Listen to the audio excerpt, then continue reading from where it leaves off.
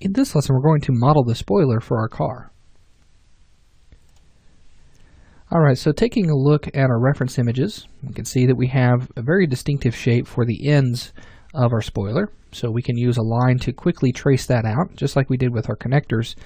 And then we also have these two pieces that connect the two end pieces of the spoiler. So we're going to go ahead and stick to the splines to create those shapes. So to get started, let's go to our shapes.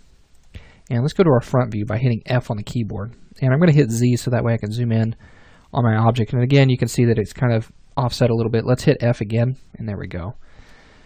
So now let's go ahead and trace out this shape. And let me right-click to turn off the Enable in Viewport and Renderer. And we're just going to go ahead and trace this out. I'm going to hold Shift to get a flat top to that. And we're just going to go down to this corner, hold Shift to make sure that that's flat, and then go right to this corner. I don't need anything right here, so I'm going to click here, and then finally end where I began, and close that spline. Let's right-click and go to our Modify panel, and in Vertex mode, let's select everything and convert it to Bezier corner. So in here, we can make some final adjustments to our shapes, and just kind of getting the curves that we need. And I'm going to pull this line out and just match that up, okay, on both sides. And let's do the same thing here. And let's pull this handle up. And looking pretty good there. Okay, let's just make sure that we get that matched up the best that we can. And there we go. Alright, so now that I have this shape, I want to make sure that this corner right here is rounded off a little bit. I don't want it to be extremely sharp or anything like that. So I'm going to take that, I'm going to use my Fillet tool. And I'm going to scroll down here, you'll find Fillet. And I'm just going to activate that and then left click and hold on the vertex that I want to split. So just like that. Now let's turn off vertex mode, and we're going to apply the extrude modifier. And I'm going to set my amount to 1.0 on that. It might go a little bit larger on this, but let's go ahead and move that into position in our left view. So let's hit L on the keyboard, and let's line that up with our image. And we might be a little bit bigger, but I think 1.0 is going to get us right where we need to be for right now.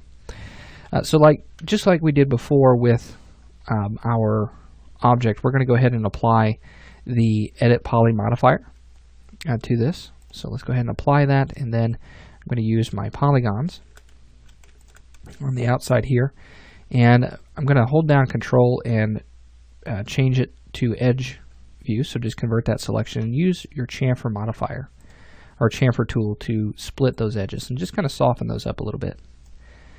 So that should be pretty good. I'm still not matching the thickness, so what I'm going to do is I'm actually just going to scale the object.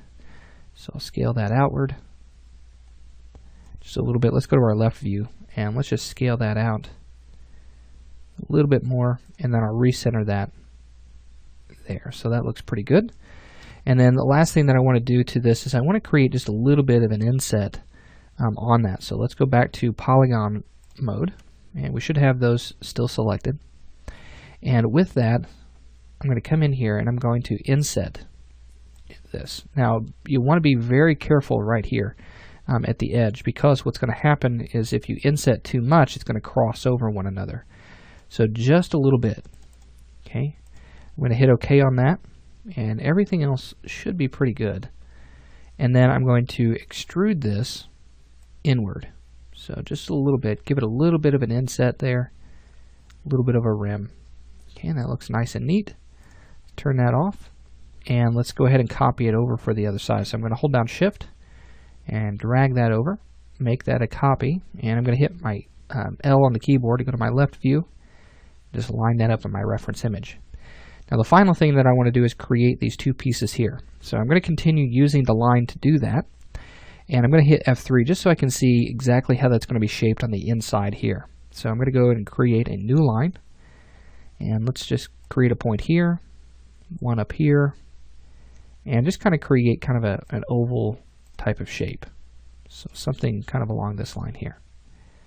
Hit OK on that, and then let's go to Modify panel and use our vertex mode and select all of those and convert those to Bezier corner.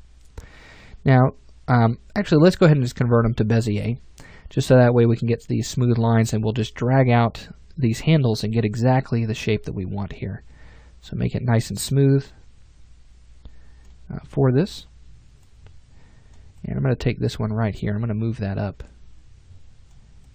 And we'll just make some modifications to the overall shape here.